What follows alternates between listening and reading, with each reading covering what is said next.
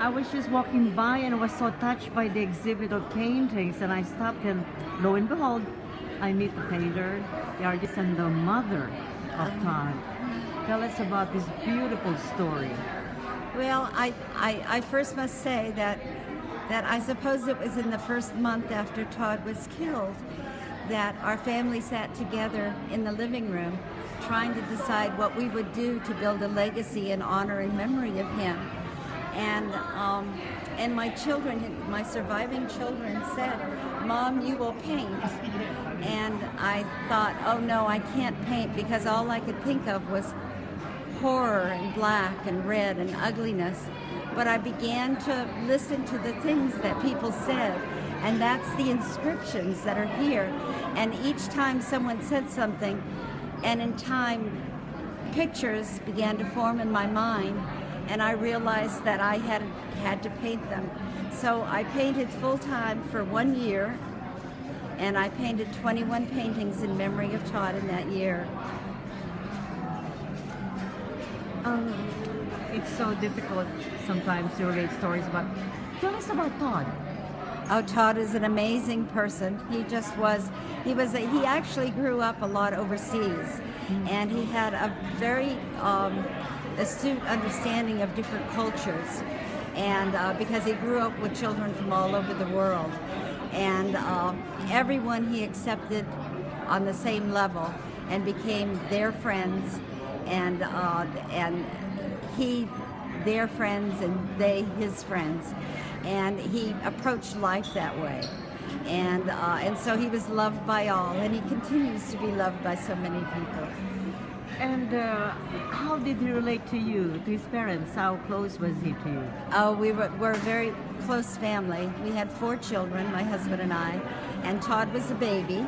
He was much younger than the oldest child by 12 years, but we were always a very close family, and we continue to be. Do you still remember the last time that you talked to him? Oh, yes, very definitely. The last time I talked to Todd was Mother's Day of that year. And he and his wife and baby were vacationing with me in Florida at what we had then was a family condo that now is our permanent home. And that was very, very special. I said goodbye to him from that place. And I got on the plane so they could continue to have some vacation as a family themselves. And then he went overseas. Yeah. And so, how did you get the news? There is a painting, which I'll show you, yes, of the news. It took me 9 months before I could build up the courage to paint that painting. Tell me about this. Well, this is his father with his child, Kylie, a beautiful, beautiful little girl who he just absolutely loved, as every father loves their daughter. So you are an accomplished painter yourself. Well, I did paint before. Yes, I was an artist before. It's not something that I took up to begin at that moment. But I have to say that my painting changed. My outlook on art changed after I did this series of paintings, and I'm more interested in painting paintings that have a meaning to a person rather than just painting something that hopefully someone might buy off the street. Mm-hmm. How difficult was it for you to paint Todd? I painted and I cried. I often say that there's more wet tears on these paintings than there is oil painting.